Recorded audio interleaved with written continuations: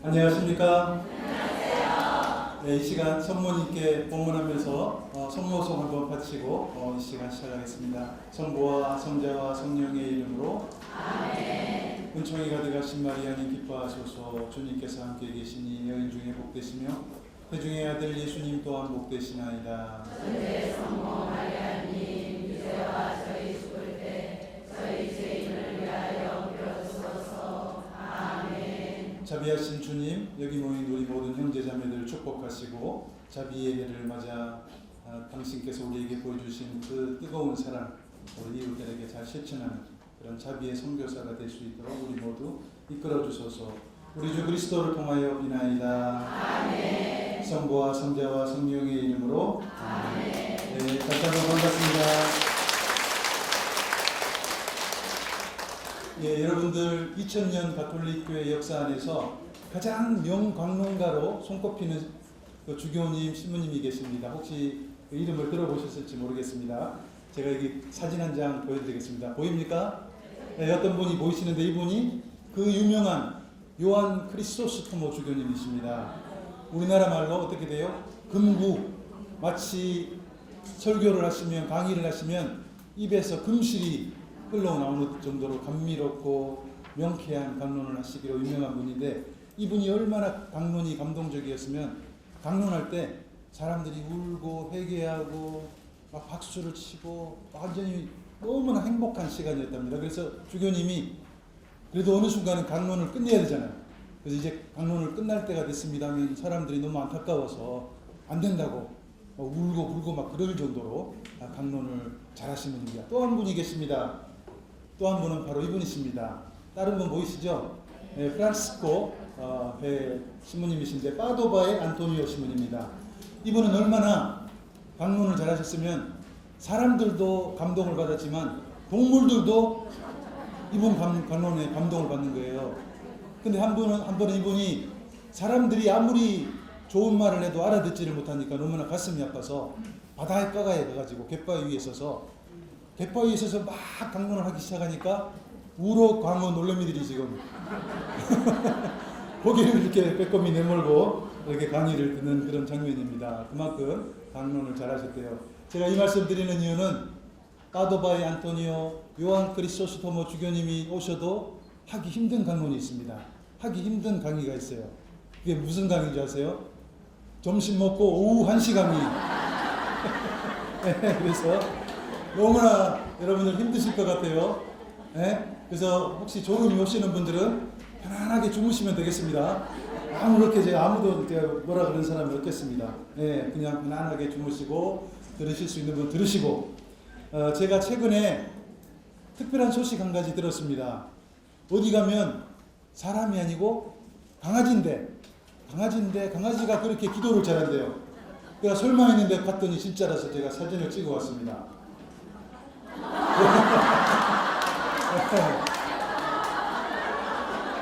네, 잘 보이시죠? 네, 강아지도 기도한다는 거. 그래서 오늘 여기 오신 분들 여기 기도하는 강아지처럼 편안하게 주님 안에서 행복한 시간 되시라고 보여드립니다.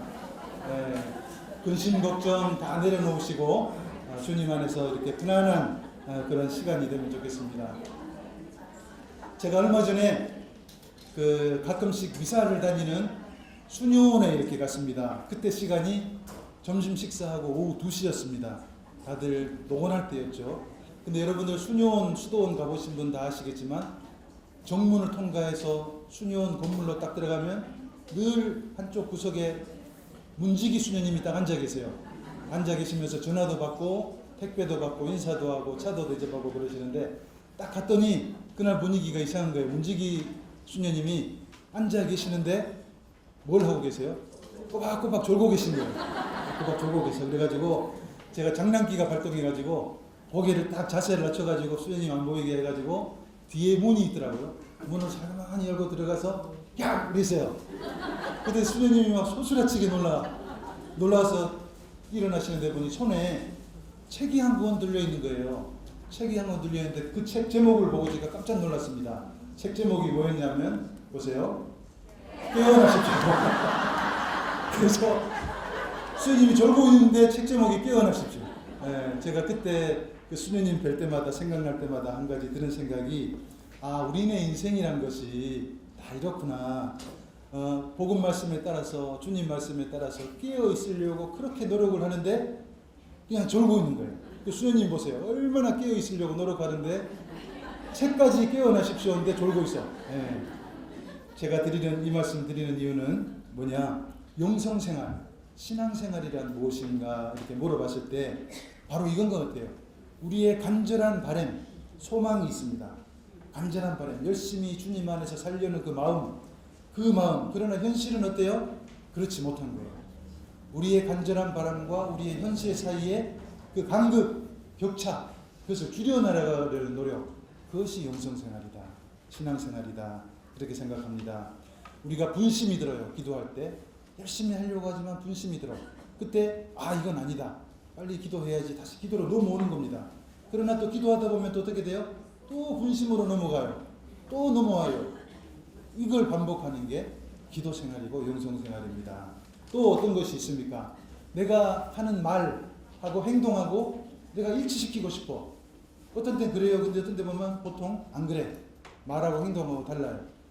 가슴 치면서 일치로 넘어오는 거예요. 또 다시 넘어갑니다. 또 넘어오는. 그게 신앙생활입니다. 네. 그래서 우리가 저는 오늘 이 강의 제목으로 성가정, 가정학교, 여러분들 오늘 여기 주관하시는 분들의 그런 취지에 맞게 가정교회 이런 주제로 우리 가정을 교회로 한번 만들어 보자 하는 그런 어떤 주제로 이렇게 말씀을 나누고 싶습니다. 제가 한번 굉장히 바쁠 때였습니다. 제 사무실이 수도원의 1층에 있었고 제 침실이 2층에 있었습니다. 그래서 제가 너무나 바쁜 일이 있어가지고 후다닥 하면서 2층 방으로 뭘 가지러 올라가는 길에 중간에 공간이 좀 있잖아요. 계단 사이에 공간이 있는데 거기서 어떤 수사님을 만났는데 너무 오랜만에 만난 거예요. 그래서 서로 할 이야기가 있어서 주고받다 보니 시간이 한 20분이 지났습니다. 대화 끝나고 그래요, 다음에 또 만나서 이야기합시다 하고 헤어지는데 제 머릿속이 텅 빈 거예요. 애들 표현대로 멘붕이야. 왜냐하면 잊어먹은 거예요. 내가 밑에서 올라오다 저 사람 만났나, 위에서 내려오다 저 사람 만났나, 내가 지금 못 내려가야 되는 걸 잊어먹은 거예요. 네. 그래서 저는 그때 이렇게 수사님한테 물어봤습니다. 수사님, 제가 아까 밑에서 올라오던가요? 밑에서 내려오던가요? 네. 많은 경우 우리네 삶이 이렇다는 겁니다. 눈앞의 일들만 집착하다 보니 내가 어디에서 어디로 가는가 잘 모르는 거예요. 그래서 그 유명한 베르나르도 성인 이분께서는 아주 쉽고 유익한 묵상 방법을 우리에게 하나 가르쳐 주셨습니다. 아침에 일어나면 3가지 질문을 던지는 겁니다. 첫 번째, 베르나르도야, 너는 누구냐? 너는 누구냐 물어보라는 겁니다. 이름을 물어보는 게 아니라 너 도대체 뭐 하는 사람이냐? 신원이 뭐냐? 정체가 뭐냐? 너 자신이 누구냐 물어보고, 두 번째 뭐예요? 너는 어디에서 왔느냐? 어디에서 왔느냐? 너의 근원이 어디냐? 세 번째, 어디로 가느냐? 그러면서 베르나르도는 매일 아침마다 이 묵상을 했어요. 그러면서 우리에게 이 3가지 질문만 아침마다 자기에게 던져도 좋은 기도입니다. 아주 좋은 영성생활입니다. 이렇게 우리에게 가르치고 있습니다. 첫 번째 질문, 너는 누구냐? 이거 뭐예요? 무슨 질문을 하라는 겁니까? 스스로의 정체성, 신원, 너의 신원. 우리가 뭡니까? 나약한 존재, 정말 미물 같은 존재, 먼지 같은 존재였는데 하나님께서 우리에게 생명으로 초대해 주시고 생명의 숨결을 부어주시고 지속적으로 축복하시고 하느님으로 인해서 존재하는 나다. 이걸 늘 깨닫는 겁니다. 두 번째 질문, 너는 어디에서 왔느냐? 어떤 답이 가능합니까? 어디에서 왔어요? 우리가? 하느님 그분께서 우리를 이 땅에 보내셨어요. 그분입니다. 우리의 근원은 하느님이시다. 우리가 가야 될 곳, 너는 어디로 가고 있느냐? 어디입니까? 또 하느님입니다. 그러니까 하느님께서 우리를 보내셨는데 또 결국 갈 곳은 하느님이라는 거. 그래서 이것을 우리가 이렇게 기억을 해야 된다는 겁니다. 그래서 참 아름다운 묵상 방법 같습니다. 한번 실천해 보시면 정말 좋은 기도가 될 것입니다. 근데 이 베르나르도 성인은 참 영성의 대가였습니다. 그분이 사용하셨던 언어만 봐도 그렇습니다. 그분의 언어 생활은 우리들의 언어 생활과 너무나 달랐어요. 한 번은 제가 저녁 무렵에 제가 하루 종일 사용했던 언어 분석을 해봤습니다. 깜짝 놀랐습니다. 좋은 말보다 나쁜 말이 훨씬 많았어요. 남을 칭찬하는 말보다 교황님이 싫어하는 뭐예요? 지금 뒷담화를 너무 많이 하는 거예요. 뒷담화를. 그래서 참 가슴을 치면서 이렇게 고민을 한 적이 있었는데, 이 베르나르도 성인께서는 어느 경우만 사용했나, 언어를 이 세 가지 경우만 사용했다는 겁니다. 여기 보이십니까? 네, 첫 번째 하느님을 찬미할 때, 두 번째 자신의 죄를 고백할 때, 세 번째 다른 사람들을 칭찬하거나 격려할 때. 얼마나 아름다운 언어 생활입니까? 이게 바로 곧 기도 생활이고 영성 생활이다, 이렇게 생각할 수가 있겠습니다. 영성 생활 무엇인가? 뭐 대단한 것은 아닌 것 같습니다. 우리의 언어 생활만 잘해도 영성 생활 잘 하시는 겁니다. 네, 한번 그런 노력도 해봐야 되겠습니다. 오늘 가정교회 안에서 가장 중요한 것이 우리 언어 순화하는 거다, 저는 생각합니다. 우리 가정교회의 구성원들인 우리 가족 구성원들 오늘 또 집에 가면 만나실 텐데, 그분들에게 좋은 언어, 힘을 주고 칭찬하는 언어 사용하면 그게 가정교회를 건설하는 첫걸음입니다. 우리가 그것을 꼭 기억을 해야 되겠습니다. 저는 여러 세상의 수많은 수도회 중에서 청소년들을 위해서 사목하는 수도회, 무슨 회? 살레시오회 소속 사제입니다. 저희가 역사가 한 200년 가까이 돼가는데 수많은 신부님, 수사님들이 이렇게 수도원에서 일하시다가 돌아가셨는데, 그 중에서 아버지답기로 부성애가 많기로 정말 유명한 분이 한 분 계셨습니다. 이분이 3대 총장 필리포 리날디 신부님이라는 분이십니다. 얼마나 자상하고 따뜻했는지 사람들은 다 이분에게 그런 이야기를 했어요. 나는 이분을 한 번도 원장 신부님이라고 생각한 적이 없습니다. 학장 신부님이라고 생각한 적이 없습니다. 나는 이분을 아버지라고 생각합니다. 그만큼 자상한 분이었습니다. 하루는 어떤 신학생 한 명이 이 신부님 방을 녹화하는 겁니다. 늦은 시간에. 그래서 봤더니 시골에서 농부 출신의 나이가 많은 신학생이에요. 그 친구가 와서 신부님한테 뭐라고 이야기하냐면, 신부님, 이만해서 저는 접어야 될 것 같습니다. 제가 아무리 노력해도 라틴어 따라가기가 힘듭니다. 저는 사제로 살기보다 농부로 열심히 사는 게 좋겠다고 생각합니다. 돌아가겠습니다. 그랬더니 리날디 신부님이 그 신학생을 측은지심으로 가득한 눈으로 한참 바라보시더니 어깨를 이렇게 두드리시는 겁니다. 어깨를 두드리시면서 그 친구를 데리고 성당으로 가는 겁니다. 성당에 갔더니 성당 제대 위에 이렇게 큰 초 보이십니까? 네, 아주 여기는 바티칸의 성당인데 큰 초들이 막 사람 키만한 초들이 서 있잖아요. 그때도 제대 위에 저런 초들이 서 있었어요. 저 초를 보게, 우리가 성당 안에 사제들이 미사 봉헌할 때 저 초도 유익하다네. 그러나 저 초만 유익한 게 아니라 미사 드리기 위해서는, 새벽에 미사 드리기 위해서는 또 다른 초가 필요하다. 그 초가 필요해요. 키가 낮은 초, 조그마한 초가 필요한 거예요. 그 초는 언제 사용하겠어요? 그때 전기가 없던 시절이니까 미사 경문을 읽을 때 키 작은 초를 딱 끌어다가 미사를 봉헌하는 겁니다. 그러면서 그 신학생한테 그렇게 이야기하는 겁니다. 요한아, 제 내위에 있는 저 초들 봐라. 어떤 초들은 길고 어떤 초들은 조그마하다. 하지만 모든 초들이 주님께 봉사하기 위해서 서 있는 거다. 사실 짧은 초가 어떤 때는 미사 봉헌할 때는 훨씬 유익할 때가 있다고. 동투기 전이나 한밤중에 미사 봉헌할 때 저 작은 초 없이는 미사를 봉헌할 수 없다고. 그러면서 그렇게 이야기하는 거예요. 교회는 낮은 자리에서 주님을 위해서 희생하고 헌신할 키 작은 사제, 낮은 사제, 겸손한 사제가 필요하다. 자네는 분명히 그런 키 작은 훌륭한 겸손한 사제가 될 거라고 나는 확신한다고 하면서 등을 두드려주면서 안아주고 이렇게 보냈어요. 그 신학생이 돌아가면서 얼마나 감동을 받았겠죠. 마음이 막 뜨겁게 다시 달아오르는 거예요. 포기하려고 했었는데 그 신부님의 따뜻한 격려에 힘입어가지고 다시 자기 성수의 길을 열심히 걸어갔습니다. 그래가지고 나중에 사제 소품돼가지고 브라질로 선교사로 파견돼가지고 거기에 그 인디언들의 따뜻한 아버지로 이렇게 살다가 거기서 돌아가셨다는 그런 기록이 남아 있습니다. 제가 이 신부님 소개해드리는 이유는 오늘날 많은 사람들이 우리 가정이 위기다 이렇게 이야기해요. 위기다. 공동체가 위기다. 오늘날 우리 위기인 가정 안에서 가장 되살려야 될 측면이 뭐겠습니까? 그것은 바로 가족 구성원끼리 서로를 바라보는 그 관점의 변화, 서로를 측은지심으로 바라보는, 연민의 정으로 바라보는, 따뜻한 마음으로 바라보는, 어떻게 해서든 그를 일으켜 세우려는 그런 마음, 그 안에도 하느님이 현존하신다고 믿는 마음, 그 마음이 오늘 우리 가정교회 안에 정말 필요한 것이 아닌가 생각합니다. 오늘 돌아가시면, 피정 끝나고 돌아가시면 오늘도 그분 만나겠죠. 딱 초인종 누르면 문도 안 열어줘. 따고 들어가면 소파에 들어누워가지고 하루 종일 이렇게 있는 그분을 만날 거예요. 오늘 만나시더라도 따뜻한 시선으로, 측은지심의 시선으로 한번 바라보시기 바랍니다. 바로 가정교회를 건설하는 첫걸음입니다. 네, 가끔씩 그 신자들로부터 제가 받는 질문이 하나 있습니다. 신부님은 참 행복하시겠습니다. 네, 길을 잘 선택하신 것 같습니다. 왜 그러세요? 뭐가 그렇다고 그러세요? 그렇게 생각하세요? 그러면은 저희한테 즉시 그래요. 요즘같이 경제도 안 좋고 먹고 살기 힘든 세상에 뭐 딸린 자식이 있어, 뭐 취직 걱정이 있어, 삼시세끼 걱정할 일이 있어. 얼마나 행복하시겠어요?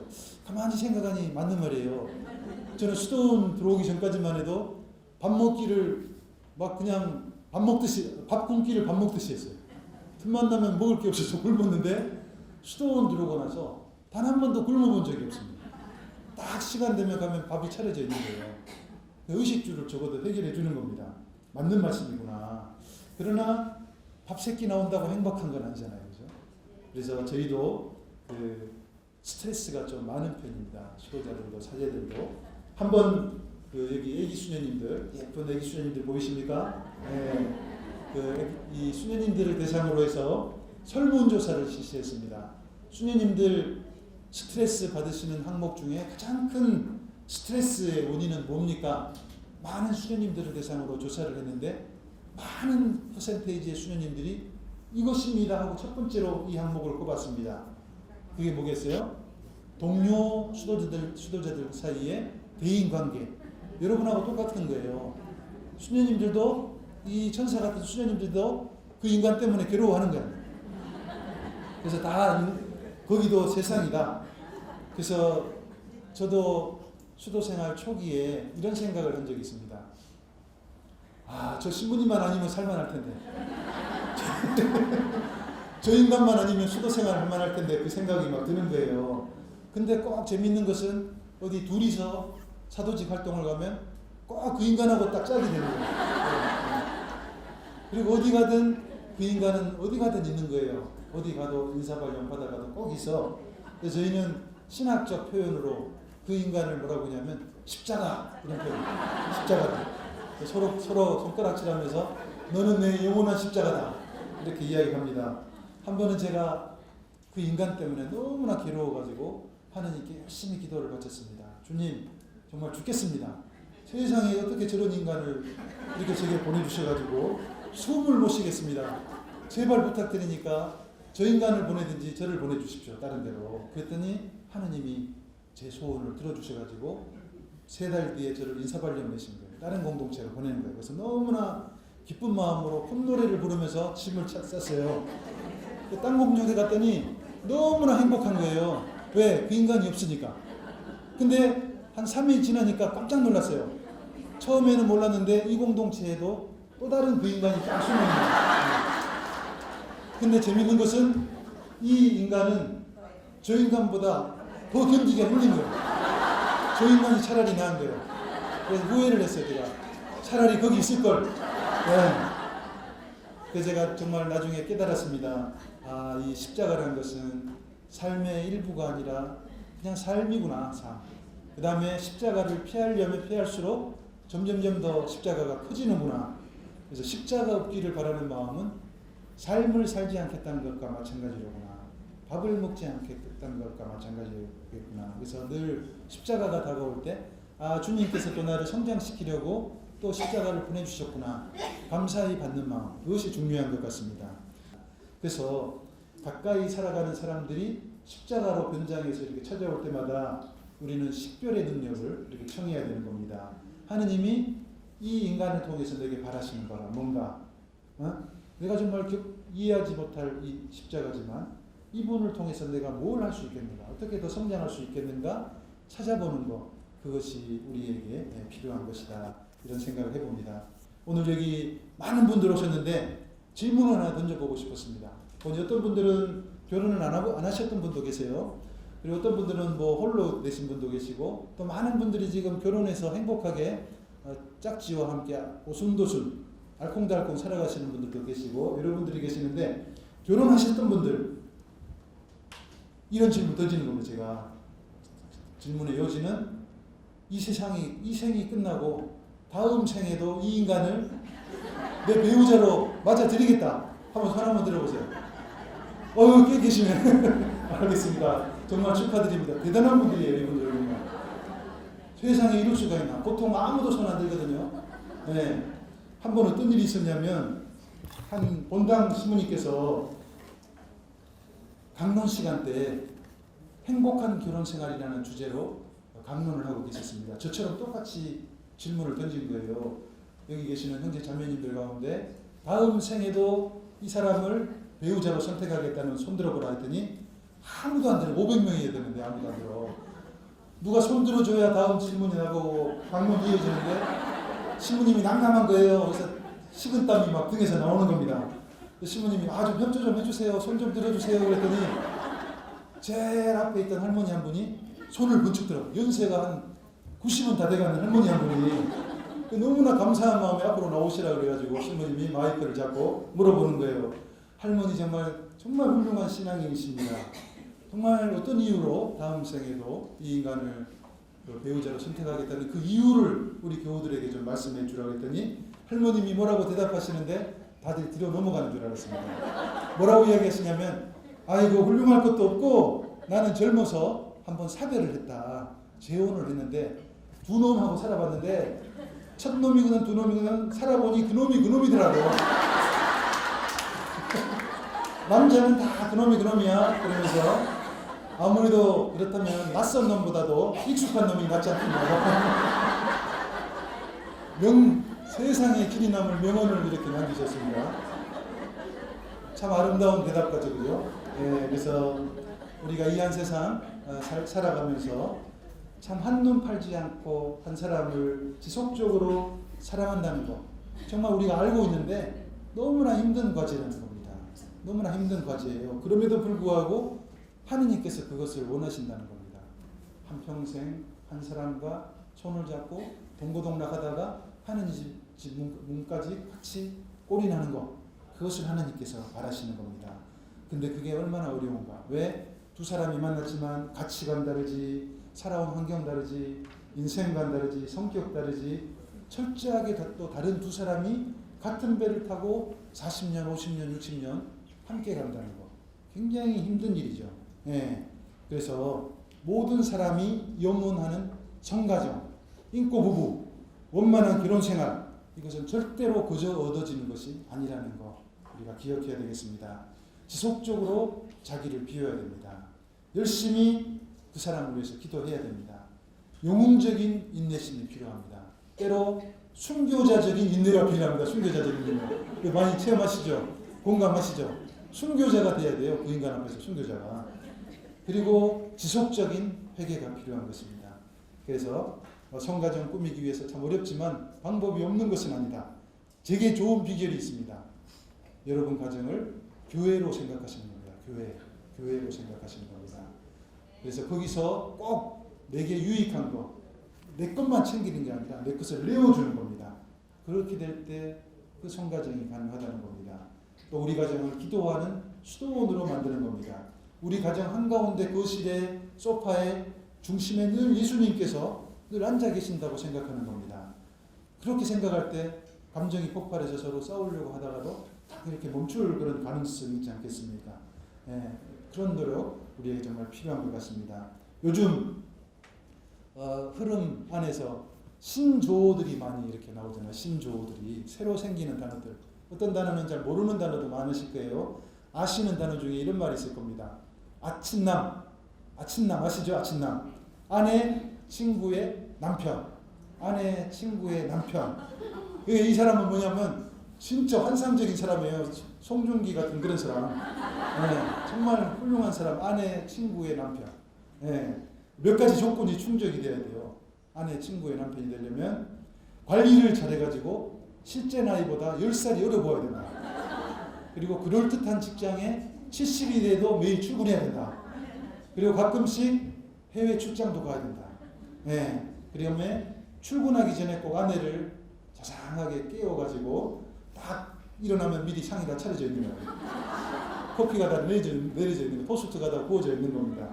이런 남편, 아침남, 다들 이런 남편하고 사시죠?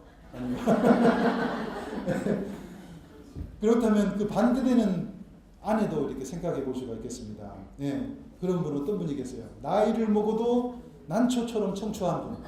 여기 다 그런 분이래요. 80이 됐는데도 그 모습이 진달래꽃 같아. 네, 이런 분들. 또 예의 바르고 언어도 예의 바르게 말씀하시고 다소곳하고 그 다음에 항상 웃고 살살 웃고 거기다가 돈도 잘 벌어오고 이런 부인. 네, 이런 남편, 이런 부인을 우리가 서로에게 꿈꾸는 것 같습니다. 네, 정말 은근히 우리 내면에 그런 마음이 있는 것 같아요. 너무 지나친 상대방에 대한 기대. 그러나 세상에 그런 남편, 그런 아내는 없다는 겁니다. 네, 그도 어쩔 수 없이 나와 똑같이 부족한 인간이다. 죄인이다. 나약하고 모순을 지니고 살고 돌아서서 눈물 흘리고 노력하지만 안 되고 일이 꼬인 그런 분이다. 그래서 긴 여행길, 이 결혼이라는 긴 여행길을 걸어가면서 서로의 결핍을 채워주고 서로 인내하고 성장시켜주고 일으켜 세우려고 노력하는 것, 그것이 부부 생활이고 성가정의 어떤 모습이다, 이런 생각을 해봅니다. 그래서 수도 생활 못지않게 기도와 인내가 필요한 생활이다. 네. 한두 번이 아니라 지속적으로 용서해야 된다. 일상적으로 서로가 회개해야 된다. 그것이라는 겁니다. 저는 한번 언젠가 가정에 대해서 공부를 하면서 깜짝 놀랐습니다. 특히 현대 오늘날 이 시대 한국의 가정, 너무나 이상한 가정이 되어버렸습니다. 너무나 이상한 가정이에요. 세상에 이런 가정이 있나? 내가 한 직장 다니는 50대 후반의 아버지 말씀을 듣고 깜짝 놀랐습니다. 저희가 하루 종일 일하고 또 잔업하고 가족 구성원들을 위해서 밤 11시가 돼가지고 이렇게 이제 아파트로 올라가서 7층에서 놀라서 이제 이렇게 걸어가는 거예요. 걸어가면 그 시간에 가족들이 다 어떻게 하고 있어요. 부인도 맞벌이를 하다 보니 하루 종일 일을 하니까 막 파김치가 돼서 그냥 자기 방에 누워 자고 있습니다. 큰아들은 어디가 있어요? 자기 방에 딱 들어가 있는데 깨어있긴 깨어 있습니다. 근데 귀에 뭘 꽂고 있어. 귀에 뭘 꽂고 화면에 눈이 경지되어 있어요. 둘째 딸은 뭐하고 있냐? 비슷하게 또 다른 방에 하고 있습니다. 자기가 이렇게 걸어서 문까지 왔는데도 아무도 반겨주는 사람이었습니다. 유일하게 반겨주시는 분이 있습니다. 누구예요? 애완견이. 너무나 반가운 얼굴로 애완견이 그 아버지를 이렇게 반겨주는 게 오늘날 우리의 가정의 현실이다. 가정이 하느님이 바라시는 가정이 어떤 모습이겠습니까? 무엇보다도 먼저 생명의 터전, 거기에서 생명이 시작되잖아요. 부부가 인연을 맺고 새로운 생명이 탄생된다. 그거 없으면 인류가 지속이 불가능하잖아요. 얼마나 아름다운 것인지 모르겠습니다. 생명의 출발점, 터전이다. 그 다음에 어떻게 돼요? 그 생명들이 자라나요. 밖으로 나갔다 다시 돌아오면 따뜻한 둥지가 돼요. 따뜻한 중지가 되는 게 우리 교회 안에서의 가정의 모습입니다. 사랑의 보금자리, 사랑의 학교, 이것이 바로 우리 교회 가정이 이렇게 보여줘야 될 모습인데 현실은 어떻습니까? 잠만 자고 빠져나가는 여인숙 같습니다. 가족 간의 대화 시간이 10분, 20분도 넘지 않습니다. 같이 살지만 진정으로 같이 살지 않습니다. 그래서 오늘날 이런 가정 현실 앞에서 우리 그리스도인들에게 주어지는 과제가 큰 것 같습니다. 복음서는 어떤 가정을 꾸려가라고 우리에게 요청하고 있을까요? 마르코복음 2장 1절에서 11절, 마르코복음 2장 1절에서 11절에는 한 모범적인 가정을 그려내고 있습니다. 그 가족 안에는 중풍병자, 오랫동안 병을 앓고 있던 심각한 중풍병자가 이렇게 한 명 계셨는데 가족들은 끝까지 그를 포기하지 않고 수발하고 있었습니다. 하루는 가족 중에 한 사람이 소문을 듣습니다. 예수님이란 분이 나타나셨는데 그분이 모든 병을 다 낫게 하신다더라. 한번 가보자. 그래가지고 가족들이 그 중풍병자를 어떻게 업고 가기도 못하고 그래서 어떻게 했어요? 야전 침대 같은 거 해가지고 4명이 이렇게 그 환자를 거기에 딱 이렇게 태우고 그 무거웠겠죠. 예수님 계신 곳까지 딱 갔습니다. 딱 갔는데 깜짝 놀랐습니다. 예수님 만나 뵙기가 하늘의 별따기예요. 사람들이 막 인산인해라. 치유받으러 온 사람들이. 가만히 보니 그냥 여기 줄 서 있다가는 그냥 날이 새겠는 거예요. 가족회의를 소집했습니다. 우리가 어떡할까 하다가 한 사람이 기묘한 방법을 이렇게 고안을 했습니다. 예수님이 머물고 계시는 지붕 위로 올라가는 거예요. 지붕 위로 올라가가지고 그때 당시 가옥구조가 이스라엘 가옥구조가 채광을 위해서 이렇게 지붕을 개폐를 할 수가 있었어요. 뜯어낼 수가 있었습니다. 물론 그러나 뜯어낼 수 있다 하지만 거기에 닫혀있는 상태에서 먼지며 나뭇가지며 막 켜켜이 쌓여 있었겠죠. 그래서 지붕을 이렇게 벗겨낸 겁니다. 여기 그림을 보여드리겠는데 보이십니까?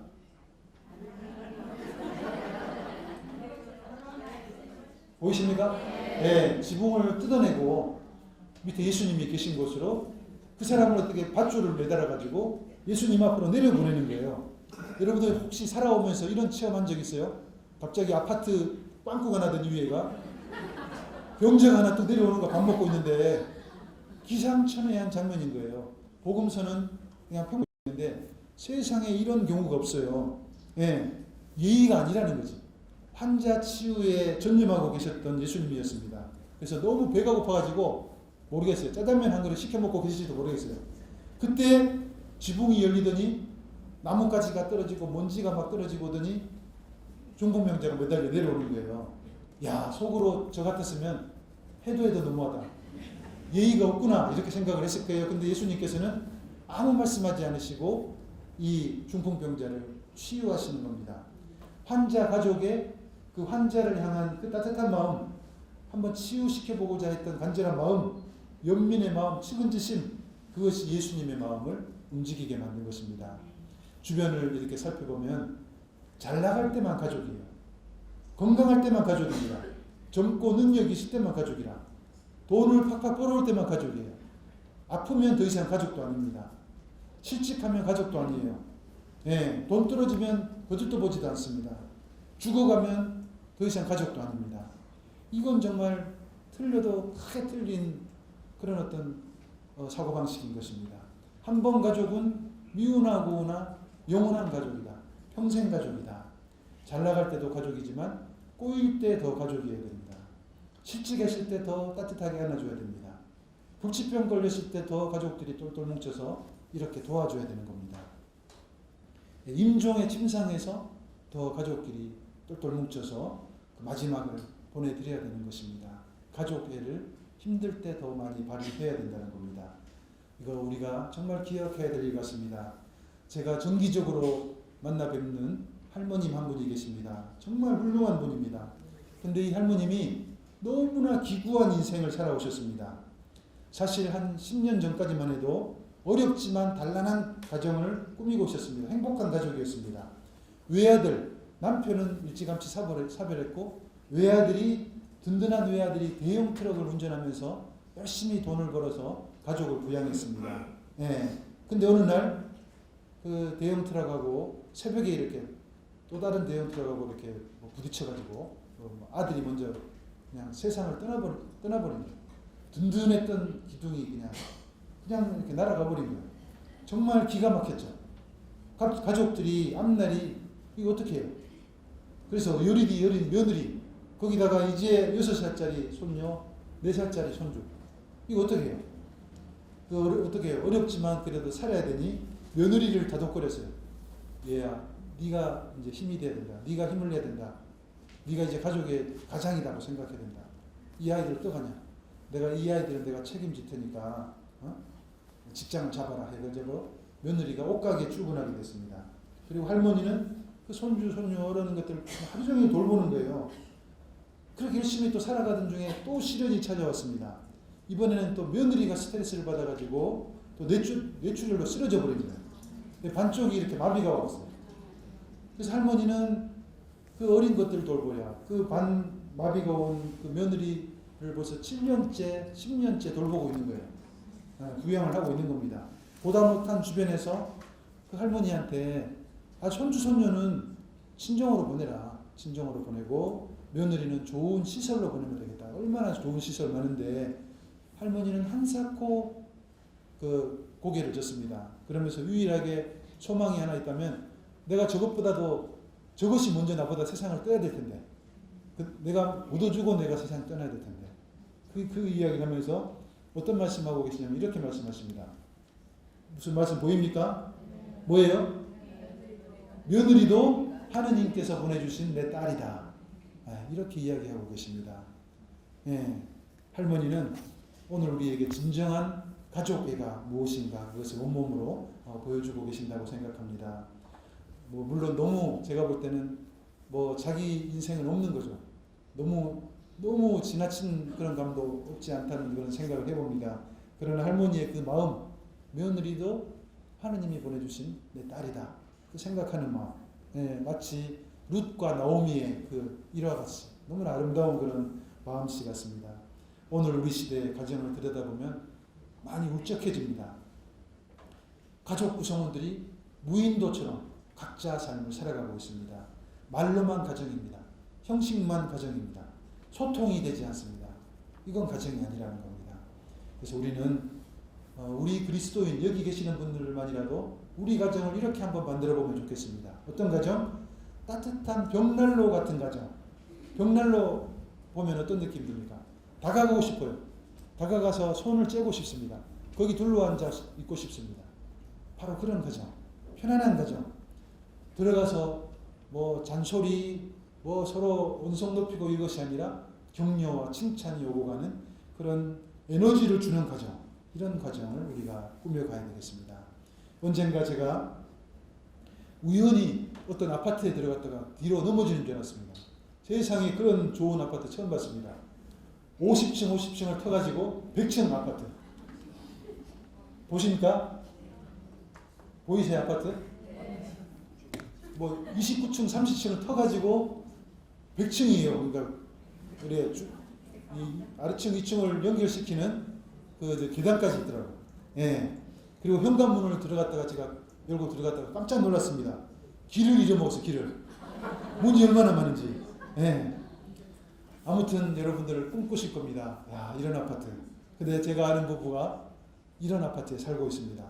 자녀들은 다 해외 유학 가서 다 박사학위 있다고 잘 됐습니다. 결혼도 잘하고. 강원도에 가면 별장 같은, 대골 같은 별장이 또 있습니다. 그 별장에 길이 50m 수영장도 있어요. 또 자매님이 얼마나 결혼을 잘했는지 그 자매님이 나 같은 신랑을 만난 거예요. 저 같은 신랑을. 나이가 들어도 점점 더 멋있어지는 거예요. 키도 저처럼 187cm. 이목구비가 뚜렷하고, 성격도 부드럽고, 유머 감각도 보통이 아니고, 늘 재미있게 해주고, 또 매너 좋지, 분위기 잘 맞춰주지, 거기다 돈까지 너무나 잘 벌어오지. 더 좋은 게 한 가지가 있습니다.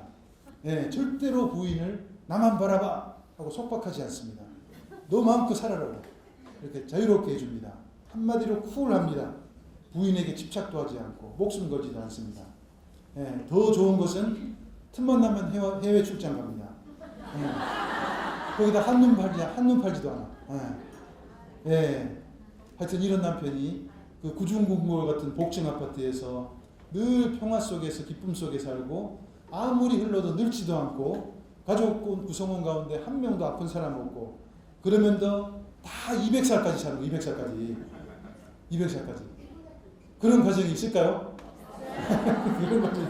그러니까 제가 그걸 말씀드리는 거예요. 제가 말씀드리는 그런 신랑 신부 가정은 없다는 겁니다. 없어. 그런 가정은 존재가 불가능하다. 물론 우리 인생 안에서 어느 순간 찰나 같은 순간 잠깐 그렇게 살 수가 있겠습니다. 알콩달콩 깨가 쏟아지고 꿀 같은 달콤한 인생 그런 순간은 찰나라는 겁니다. 우리에게 남아있는 것은 견디는 것이고 서로 기도해 주는 것이고 힘겹지만 고통을 함께 지고 가는 것이고 그것이 우리에게 남아있는 과제라는 겁니다.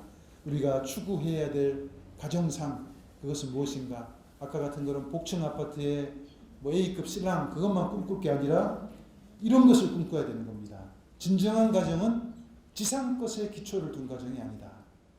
천상의 기초를 둔 가정, 복음의 기초를 둔 가정. 네, 그것은 바로 예수님께서 말씀하시는 것처럼 바위 위에 튼튼한 성곽을 짓고 사는 그런 가정과 같다는 겁니다. 가족 구성원들이 복음 정신의 기초를 뒀을 때 그 어떤 고통이 다가와도 똘똘 뭉칠 수 있다는 겁니다. 네, 기도한다는 겁니다. 웬만한 역경 앞에서도 흔들리지 않는다는 겁니다.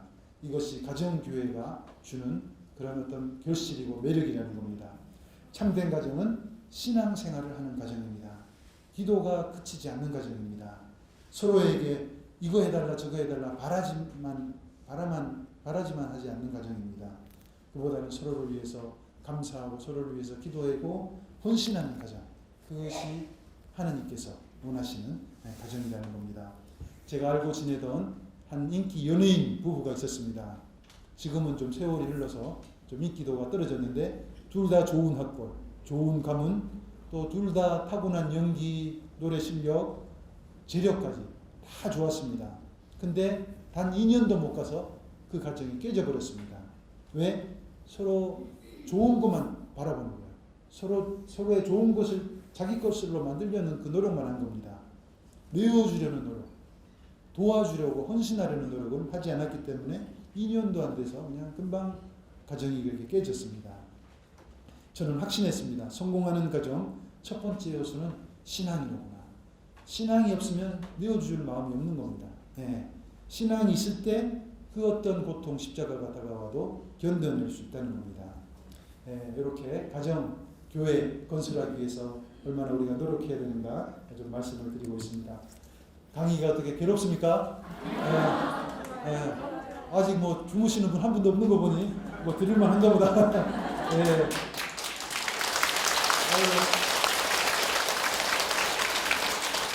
박수 치라고 들어갔습니다. 네.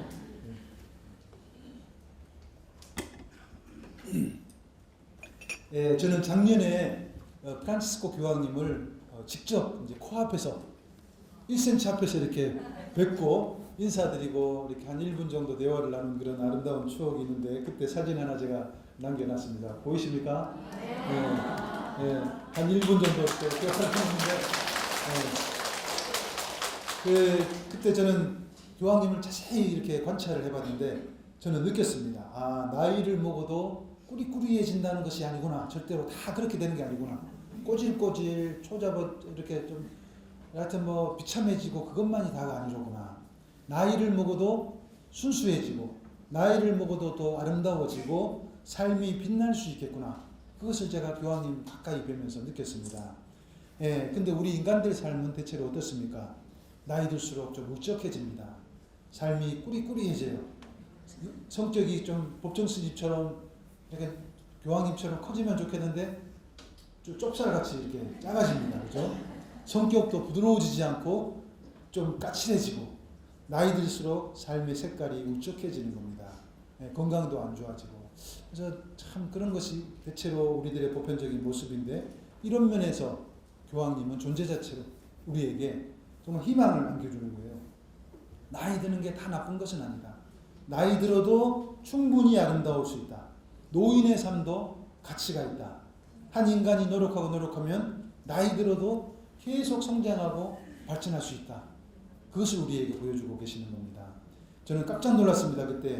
저희가 그때 회의한다고 한 200명 살레시아 회원들이 죽는 줄 알았습니다. 그래서 교황청 바티칸에 딱 도착했더니 교황님 뵙기가 좀 어렵더라고요. 일부러 그러는지 동선을 막 꼬불꼬불 이렇게 돌려가지고 어느 순간 딱 갔더니 큰 바오로 6세 홀이라고 이보다 한 2배 되는 강당이 있었는데 거기에 딱 앉아 있었습니다. 다들 피곤해가지고 이렇게 막 졸고 있었어요. 그때 어느 순간 15분쯤 기다리니까 안내하는 분이 딱 박수를 딱딱 치면서 자, 교황님 입장하십니다. 그랬더니 순식간에 다들 졸고 괴로워하고 있었는데 그 분위기가 완전히 바뀌는 거예요. 막 기쁨과 환호, 막 어떤 신부님은 이성을 상실하고 막 그냥 소리를 다 질러요. 저는 그때 그런 생각했습니다. 아, 예수님께서 재림하시면 아마 이렇지 않겠는가. 생각이 드는 거예요. 정말 그분이 다 나타나는데 그 표정이 그 자비, 측은지심, 연민의 눈으로 가득한 그 모습으로 다 우리를 사랑스러운 눈을 바라보면서 연단위로 이렇게 딱 올라가시는 겁니다. 예, 저는 봤습니다. 아, 우리도 노력하면 저렇게 될 수가 있겠구나. 그때 교황님께 받은 느낌은 참 많았습니다. 무엇보다도 매력적이다. 그렇게 80이 다 됐는데도 매력적이다. 호감이가, 또 친근함, 따뜻함, 부드러움, 편안함, 뭐 훈남, 매력 덩어리. 하여튼 뭐 좋은 단어는 다 뭉쳐놓은 것 같아요. 그리고 또 한 가지를 제가 마지막에 느낀 것은 80 노인인데도 귀여운 느낌. 네, 그 여러분도 느끼시죠? 귀여운 느낌이 드는 거예요. 그래서 참 사람이 이렇게 노력하면 이렇게 되는구나. 근데 다 그 정도 되면 그렇게 되는가 했더니 제가 알고 있는 신부님을 딱 봤더니 정반대예요, 반대. 정반대예요, 반대. 네. 교황님께서 고생한다고 저희에게 좋은 말씀 한 말씀을 해주셨는데 이런 말씀입니다. 여러분들 수도 생활 한다고 얼마나 고생 많으십니까? 저도 예수의 출신 수도자로서 수도 생활이 정말 힘들다는 걸 잘 알고 있습니다. 이 세속화된 세상에서 하루하루 수도 생활하기 정말 힘든데 제가 비결, 수도 생활 잘 할 수 있는 그 유혹 잘 극복할 수 있는 비결을 하나 가르쳐 드리겠습니다. 그러면서 이런 말씀을 해주셨습니다. 뭐라고요? 보다 가치 있고 의미 있는 일에 헌신하는 것. 유혹이 다가올 때, 수도 생활 힘들 때 더 이런 노력을 하라고. 아마 여기 계시는 모든 분들에게도 똑같이 해당되는 말이라고 생각합니다. 삶이 힘들 때, 짜증날 때, 괴로울 때, 그럴 때일수록 우리가 찾아야 되는 것, 보다 더 가치 있는 일, 더 의미 있는 일이 뭔가 찾고 헌신하는 일이다. 그리고 또 한 가지 말씀을 더 붙이셨습니다. 여러분들 교육자들인데 이 수많은 말들의 홍수 속에 우리가 살아가고 있습니다. 어떤 말들은 무가치한 말, 의미 없는 말, 해서는 안 되는 말, 특히 이웃들에게 상처 주는 말, 뒷담화들을 여러분들 많이 하시는데 제발 여러분들에게 부탁드립니다. 마음의 언어를 사용하십시오. 마음의 언어는 어떤 언어입니까? 칭찬의 언어입니다. 격려의 언어입니다. 위로의 언어입니다. 사랑과 진심이 담긴 언어입니다. 누군가의 부족함이 커 보일수록 뒷담화를 그치십시오. 그보다는 그에게 직접 그에게 필요한 말을 얼굴을 맞대고 해주십시오. 그런 부탁을 해주셨습니다. 한국 방문을 끝내고 돌아가시는 비행기 안에서 비공개 인터뷰가 기자들하고 있었습니다. 한 기자가 질문을 던졌습니다. 교황님, 지금 인기가 하늘을 찌릅니다. 그 인기의 비결이 뭡니까? 그때 교황님께서 답변을 하셨는데 정말 기가 막힌 답변을 하셨습니다. 뭐라고 답하시냐면 이렇게 답하셨습니다. 뭐라고? 인기 그거 길어봐야 2, 3년입니다. 인기 그거 길어봐야 2, 3년입니다. 이거 대단한 할아버지가 얼마나 지혜로운 대답을 하셨는지 기자들은 지금 그 말씀 분석하느라고 바쁩니다. 전문가들은 이런 분석을 내리고 있습니다. 프란치스코 교황님 절대로 오래도록 교황자에 앉아 계시지 않을 것이다. 길어봐야 2, 3년 뒤에 사퇴하실 것이다. 그만큼 교황님께서는 인기에 연연하는 분이 아니다. 자신의 한계에 느낄 때는 즉시 교황직을 내어놓을 분이다. 이렇게 확신하고 있습니다. 저는 그렇게 믿고 있습니다. 충분히 그럴 만한 분이시라는 겁니다. 또 한 가지 질문을 던졌습니다. 교황님, 지금 마피아의 소굴인 시칠리아도 방문하시고 하얗고 같은 중동도 방문하시고 그 남미에 가서 어려운 지역만 골라다니시는데 생명의 위협을 느끼시는데 두렵지 않으십니까? 딱 질문을 던졌어요. 그랬더니 교황님이 뭐라고 대답하시냐면 이런 대답을 하셨습니다. 저는 죽는 데 대한 두려움이 없습니다. 보통 이 나이가 되면 죽는 데 대한 두려움이 없어지는 법입니다. 이렇게 말씀하셨어요. 저도 그래서 80이 된 할아버지 신님한테 한번 진짜 그런가 물어봤어요. 할아버지 이번에 봄소풍에 독촉도로 소풍 가는데 배 타고 2시간 가야 되는데 소풍 같이 가실래요? 그랬더니 할아버지가 안 갑니다. 왜 안 가요? 배 타고 가다가 잘못하면 어떡하냐고. 그러니까 이게 80이라고 다 똑같은 80은 아닌 거예요. 그죠? 예, 그래서 우리가 아는 것처럼 교황님하고 동갑이라고 존재 자체로 정말 이렇게 아름답고 존재 자체로 거룩한 거 아니라는 거. 그만큼 교황님께서는 노력하고 계시다. 노력의 결실이다. 우리가 그렇게 생각을 해야 되겠습니다. 이 시대에 그 교황님이 그 재미있는 것은 수많은 잡지, 인터넷, 매체 모든 곳에 교황님은 늘 검색어가 2위, 3위 뭐 이렇게 늘 상위에 있어요. 대단한 거죠. 그 연세에 검색어 그렇게 올라가는 사람 없습니다. 다 20대, 30대, 40대 이 정도 사람들이 올라가지 교황님 나이에 올라가는 사람이 없는데 대단한 거예요.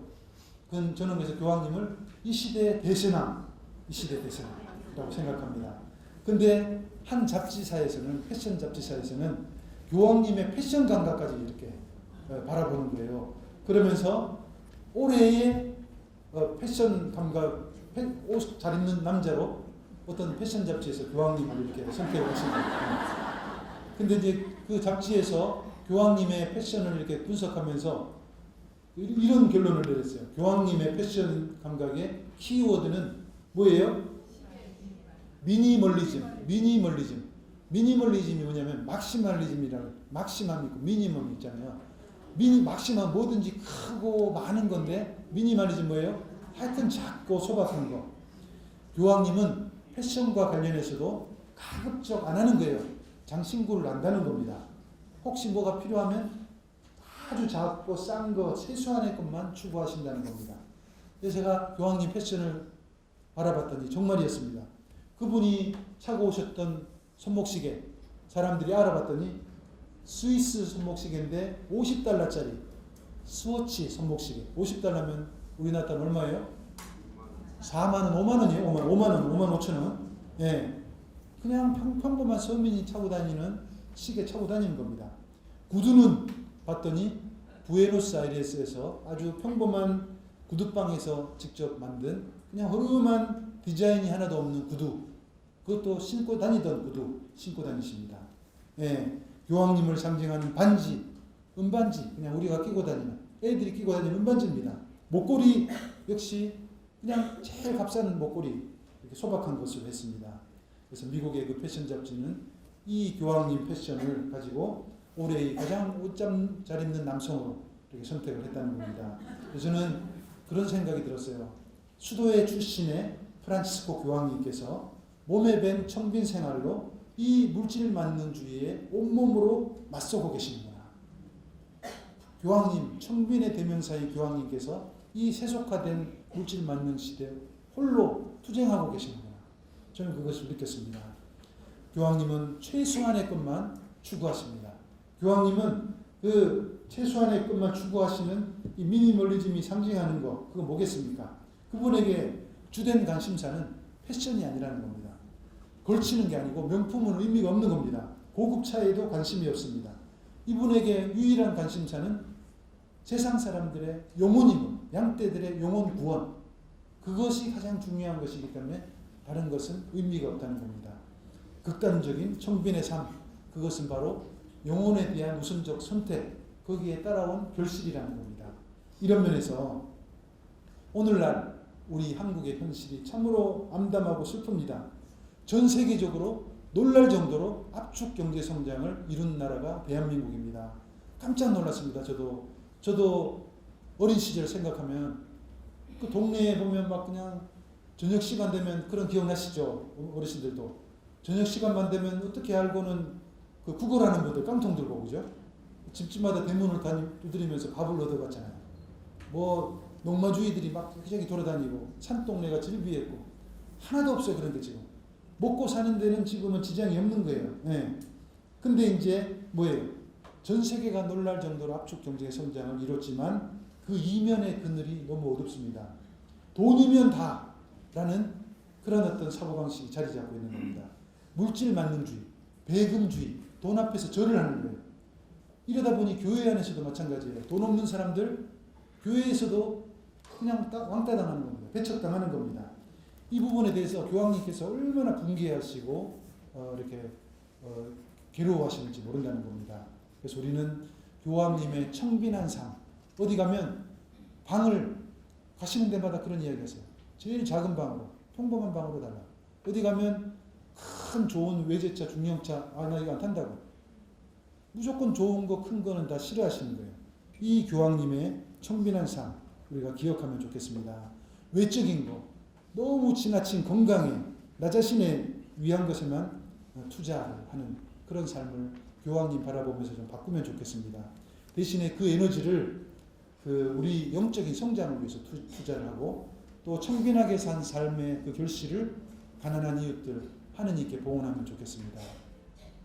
제2차 바티칸 공의회는 교회의 존재 이유 중에서 하나 이렇게 선택했습니다.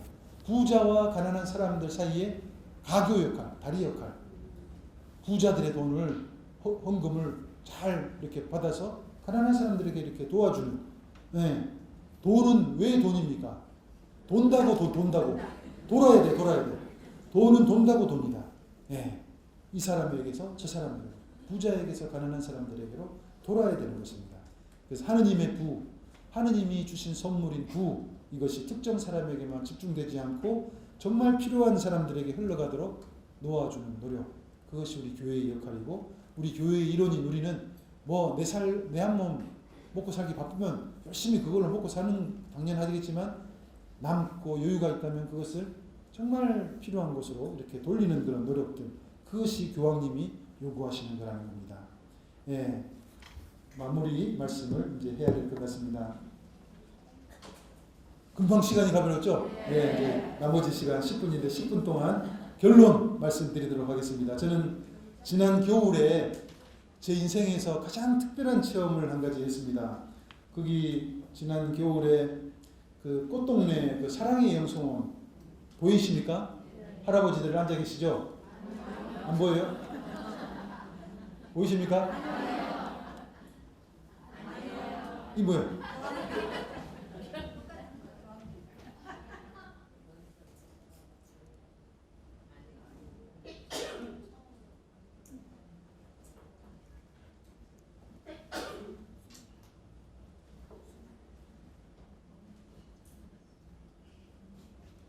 여기서 이제 끝난가 봐요. 빨리 끝내라고 이렇게. 네, 요거 없이 그냥 하도록 하겠습니다. 그 꽃동네 여러분들 다 가보셨을 텐데 그 안에 그 사랑의 영성원이라고 멋있는 그런 피정집을 만들었더라고요. 그래서 제가 거기서 이틀 동안 회의를 했었는데, 거기 도착하기 전에 제가 또 다른 데 갔다가 가서 굉장히 몸이 막 느낌이 안 좋은 거예요. 몸이 막 여기저기가 아프고 머리도 막 두통이 오고 막 그러는 거예요. 뭐가 보입니까? 네. 사랑의 영성원? 네. 할아버지들? 네. 그래서 이제 최기동 할아버지 또 나와요?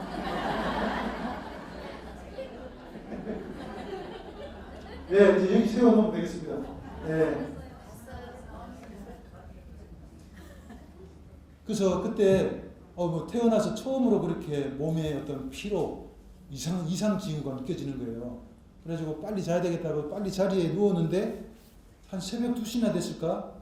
이제 화장실에 가고 싶어가지고 이렇게 침대에서 일어나서 화장실 문을 딱 여는 순간이었는데 그 뒤로 이제 필름이 끊겨버린 거예요. 제 기억 속에 없는 거예요. 그래서 근데 한참 어느 순간이었나?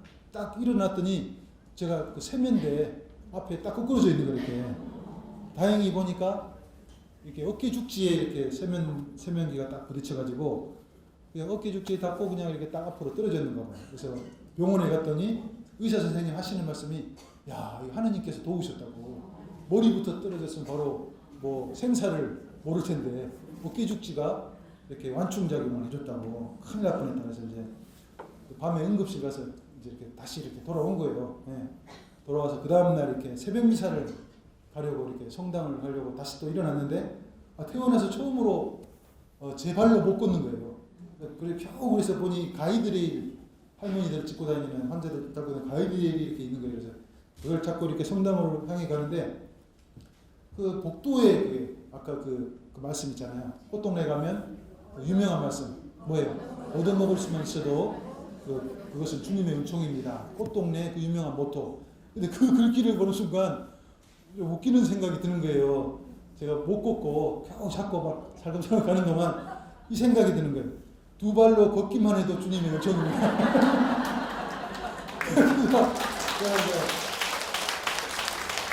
그래서 제가 그 생각이 딱 들어요. 야, 평소에는 절대로 못 느끼던 거였는데 그냥 나는 너무나 당연하게 내 발로 걷는다. 이거 너무나 그것은 내 힘으로 걷는 거야 생각했는데, 이 두 발로 걷는 것도 하느님이 축복하셔서 내가 걷고 있구나.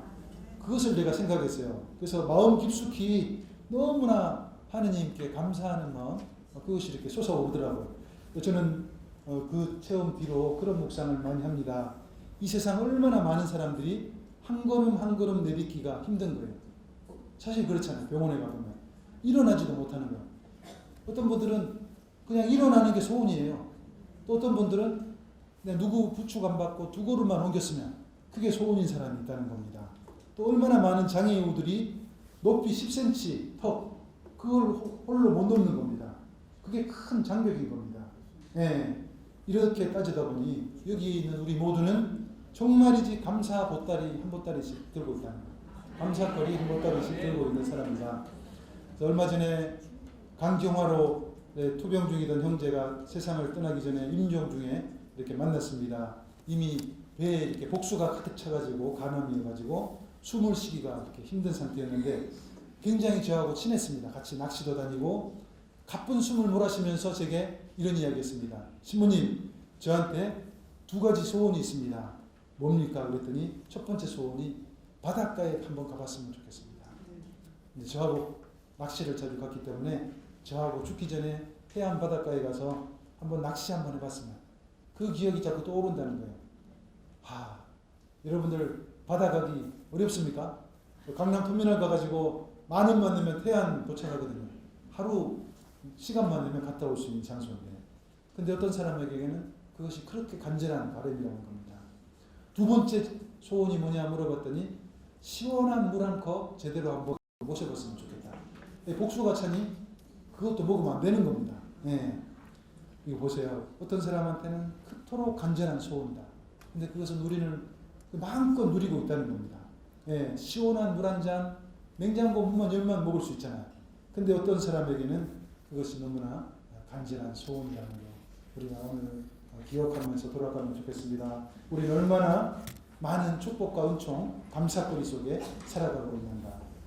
하느님이 계시고 사랑하는 우리 가족들이 있고 또 하느님께로 나아갈 수 있는 이런 좋은 신앙의 친구들이 있고 가고 싶은 곳 마음대로 가고 싶고 갈 수 있고 큰 축복과 은총 속에 살아가고 있다는 것 우리가 기억하면 좋겠습니다. 그래서 우리의 인생의 결론은 고통과 십자가 속에서도 언제나 감사하는 것이다 이렇게 생각합니다. 오늘 이런 마음 안고 집으로 돌아가셔서 행복한 가정교회 이렇게 잘 건설해 나가시면 좋겠습니다. 수고 많으셨습니다.